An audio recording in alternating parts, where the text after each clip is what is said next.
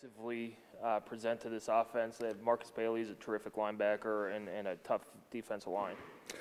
Yeah, they have a very moldable defense, and they do a lot of different things.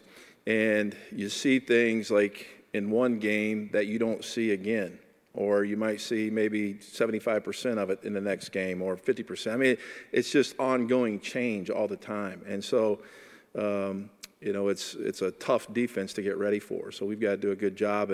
And today we'll look at more personnel, look at different guys that way. But we're basically yesterday, all day yesterday, and this afternoon we'll keep looking at scheme, and then we'll get into personnel against those guys a little bit later.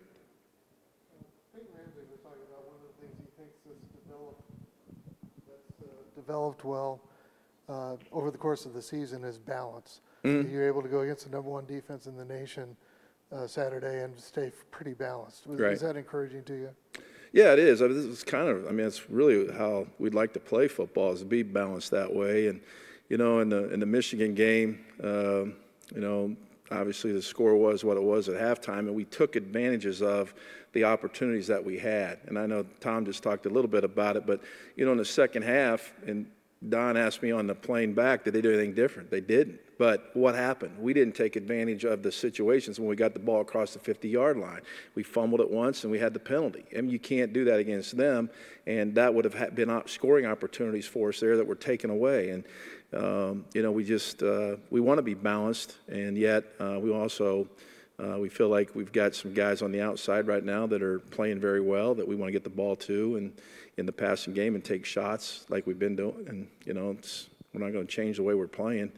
And but you know, they don't know when we're taking them either. Stevie Scott broke the 1,000-yard mark on Saturday. His season is now a record-breaking season. What does this say about him as a player and as a person to start so far down on the depth chart and reach this high as the season's gone along? Yeah, I know I've talked about this before, but I'll never forget in training camp, one of the players asked him if he wanted to, I don't know, play Fortnite or something like that one night, whatever, and he said, no, I've got a playbook that's about that thick, which it's not, but, you know, he was just making a point that I gotta study my football. And, you know, it's true, I talk about this all the time. Freshmen coming in, it's new terminology. It's like going into Spanish class for the first day, like you're taken back by what you're hearing. What does that mean, you know? And so he had to go through that whole process of learning, you know, the offense and learning the terminology and all that stuff. And then also too, you know, I think it showed that how strong of a competitor he really is. Because I mean, a lot of freshmen, all of a sudden all that terminology stuff, they go, you know, I'm good, you know. They don't continue to press on. He pressed on. And, you know, and he put himself into a position where he was ready to play. And he just continues, I think, to get better as we go through the season, you know. I think he understands our plays more and understands them better, what we want to do with them and certain cuts in the run game and stuff like that. He's understanding the protections better now. He's doing a better job with that. So, you know, it's an ongoing process, which he's, I think, embraced. Coach, even though this late time in the year, but the offense seems to be really gelling.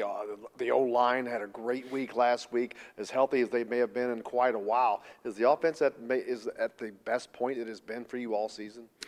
I think so. I think, you know, one thing, we've been able to stay healthy up front, and that's really helped us grow as an offense. And then, you know, we've overcome injuries, and guys have stepped up, and I think that's been big. So, you know, we have confidence right now. I mean, we just went against one of probably the best defense in the country, stat-wise and all that. And you know, so I think that we do have great confidence right now. This is kind of esoteric, but looking at the third quarters this year, it's the one quarter where the opposition has outscored IU, I think 86-43. It's like doubled. And like the first couple of drives after halftime haven't always been productive. Can you put any reason to that, or anything that might be able to change? Yeah, that? well, we do need to come out and start faster that way. But I think in some ways we haven't really, for whatever reason, we haven't executed like that like we did in the first half. And I don't know, you know, I mean, you'd like to know what that's for, but you study it and all that, and And sometimes it's turnovers, sometimes it's penalties, things like that. And it's just things where, we've got to clean up, and we can't have that in this next game.